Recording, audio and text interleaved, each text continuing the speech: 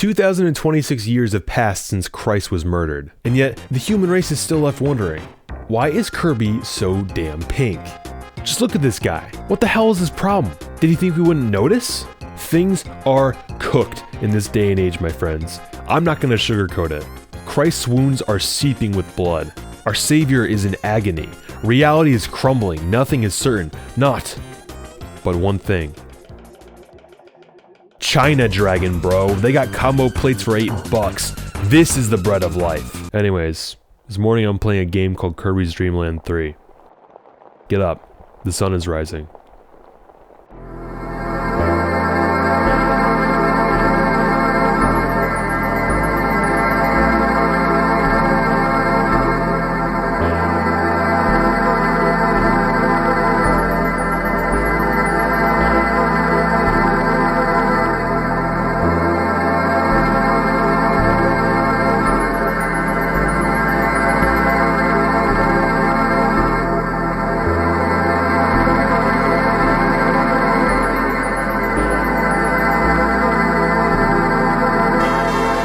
Kirby's Dream Land Sucking and Fucking Edition is a 1997 platforming game developed for the Super Nintendo by HAL Laboratory.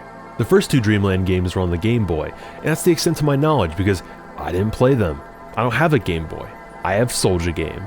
I've never played a Kirby game before now. I mean, I think I might have played that one for the Wii at a friend's house when I was a kid, but if I did, that memory's long since been repressed. So for all intents and purposes, this is my first Kirby. I'm really glad I played this one when I did. I'd just woken up with a nasty cold and felt like maybe my country was on the brink of another civil war, but when I turned this game on and found myself in the first level, the vibes were so pleasant that I instantly knew this had to be my next video. Those first couple levels put such a genuine, childlike smile on my grizzled face. I did that thing where I just kind of stood there in the game and soaked it in. It was like the emotional equivalent of throwing on a warm blanket and staying inside for the day. Just sitting here with my fucking head in my hand. I'd classify Kirby's Dream Land 3 as a cereal type game because I think you kinda just have to play it with a bowl of cereal at your side. We're all children at heart, we all know what I'm talking about, we all spit on worms we see on the pavement, we're all the same. It took me about 0.235 seconds of gameplay before I started pressing buttons at random and accidentally shit out this blue guy. He's like your little AI controlled companion. His name's b.l.u.e. He's a cool guy. I was really feeling the music here and made Kirby crouch on beat with it as if he was dancing. It was delighted to see the blue guy dance with him. Look at this guy. Oh, he does what I do. He mimics me. Oh, this is just the fucking thing, man. So that really warmed my heart.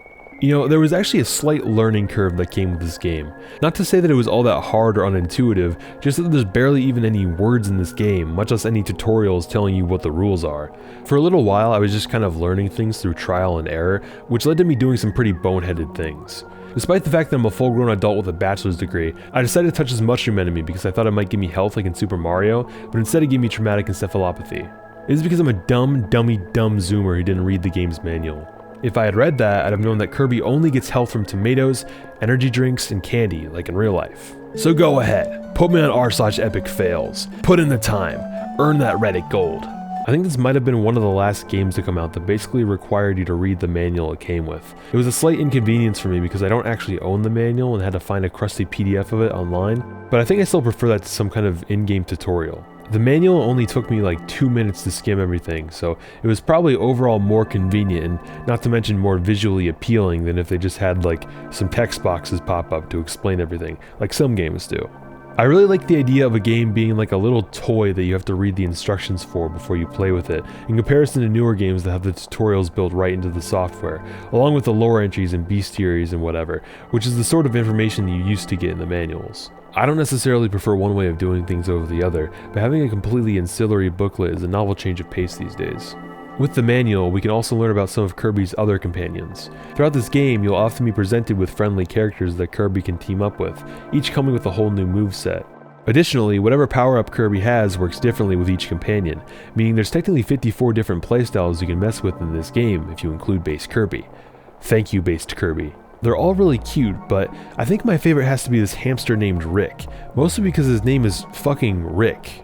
All the other characters have weird, whimsical names like Gooey and Choo Choo, but this one just has like a white guy's name. I like how his butt wiggles when he goes through doors. Also, he can do this one trick with an umbrella that has this fish fucking tweaking. I don't think that shit was indica, bro. But if we're talking about cute little characters, we gotta talk about the enemies too. I think my favorite enemy has to be this guy with a red spike on his head. He has these really cute puppy dog eyes and this overly friendly smile. You think maybe there's something a little off about him, but just when you give him the benefit of the doubt, he fucking Gaddafi's your ass. Most of these guys are weak and usually easy to avoid. Sometimes you just kind of fight them for the love of the kill. Like this Tom Hanks looking motherfucker. What are you looking at? Oh shit, he's actually fighting back. Please God, no, leave me alone. I like to pretend that this one enemy is my dad so I can just fucking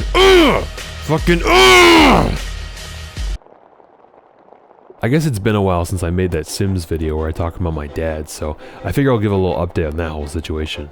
Things are actually getting better between me and Ron. Yeah, really. He has cancer, so probably won't be around for much longer. I'd call that an improvement. So yeah, the level design in Kirby's Dream Land 3 is pretty good. I was a bit worried when this game first started and I saw that Kirby could just fly over the whole level with basically no limitations. Seems like kind of an overpowered ability for a platforming game. There's all these enemies and obstacles and shit, but it seems basically optional to engage with them. Tommy right on the creek with that fucking side out. Tommy pop the clip into the palm, played it 44. But as the game goes on, while there are still some sections sprinkled in where you can just fly over everything and it's brain dead easy, the game generally keeps things decently tight. Most levels have flying enemies you have to avoid, collectibles on the ground you'll want to risk grabbing, and a lot of levels just box Kirby in and bottleneck him through areas he can't just fly over. You also have bits like this when an avalanche comes down on you, and you more or less have to run because the camera moves faster than Kirby can fly. That's smart. They made a platform game where the player can fly over all the platforms and bottomless pits, and even still they found a way to make a somewhat balanced challenge. But then again, there are some parts of these levels that I walk past and I'm just thinking like, what even is this? What are we doing here? How is this even an obstacle? Like this part with a bunch of snowmen sitting on pillars where they can't get me. Or this bit with spinning top enemies trapped between walls of ice. Why'd they arrange the level like that? I'd have to try to get hit by one of these. What were they thinking? I don't know. Maybe the person or people in charge of designing this level just put some shit down here because they needed to fill out a level. I don't mean that as a dig, not at all. When you have such a big job and you're spread too thin, sometimes you just leave weird, half-baked ideas in the final product because you were too busy focusing on something else that seemed more important, like a big set piece or whatever. Sometimes you make a gaming comedy video and shoehorn in a humorless 3-minute rant about mermaids. It happens. Or I don't know, maybe the person or people who made this were just running on empty and they weren't putting in their A game. I can relate to that too. The other day I walked past a candy shelf at a store. I saw two candies right next to each other, Butterfingers and Milk Duds. My very normal brain of course read them as Buttfingers and Milk Dudes. Either I was really sleep deprived or a tiny, deeply repressed voice from my subconscious was screaming an unpleasant truth at me from the bottom of the psychological well I threw it down. But like, I can't be gay. I like, what are they called? Boobies and butts of girls. I like when they wear like lipstick.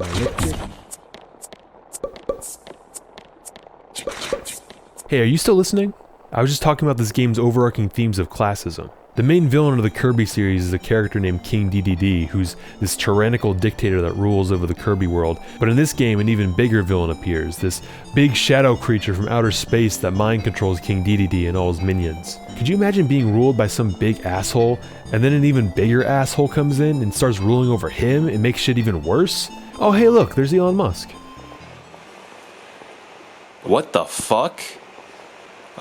Shit, I don't think I should be filming this. Is that Epstein? Oh, God.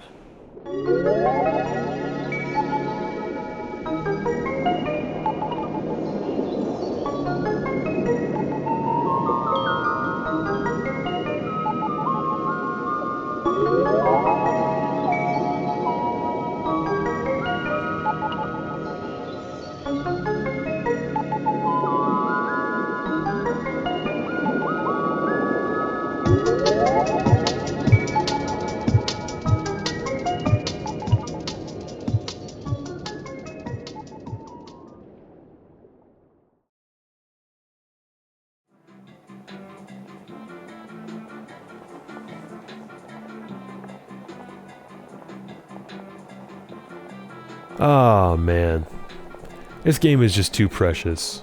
I feel like I'm talking in circles here, saying, OMG, this intentionally cutesy game targeted towards children is so cute and childlike, but there's just something about it that captures my imagination.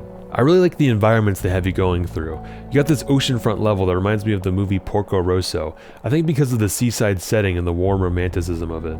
It even has the same fascist themes. I really like this part of the backdrop with this bulbous island with a singular house on top of it. But is this like a Little St. James kind of situation? I also like this one level that feels like a pink castle in the sky. All the enemies are frozen in time for some reason. Kind of feels like one of those liminal dreamcore aesthetics you see on YouTube when you're trying to look up Leon Kennedy moaning compilations. Yeah, fucking damn it, it all makes sense now. The whole cloudy park world is my favorite part of the game. Every stage takes place up in the clouds. All these environments are so gentle and idyllic. How are you gonna worry about your student loans when you're frolicking through the clouds? Okay, there were some parts of this game that kinda tilted me. In fact, the final boss fight put me back on Prozac. It wasn't that bad, but this fight is kind of a big ramp up in difficulty. The rest of this game is like easier Mario, and then this boss fight is like, not to be overly dramatic or cliche, it's kinda like Dark Souls, but like early game Dark Souls sort of boss difficulty. It's not that bad, you just gotta call like your older sibling to help you beat it, even if they're 30 and have lived in Oregon for a decade. And anyways, I'm not going to sit here and dissect the boss design of a 30-year-old game about a pink urinal cake with eyes.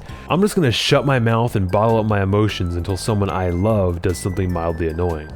Then I'll really flip out. You think you know what a real monster looks like? Alright, cool, I killed him, I beat the game. But the credits aren't really showing the names of the people who made this thing, it's just showing off all the enemies. That's kind of weird. Oh.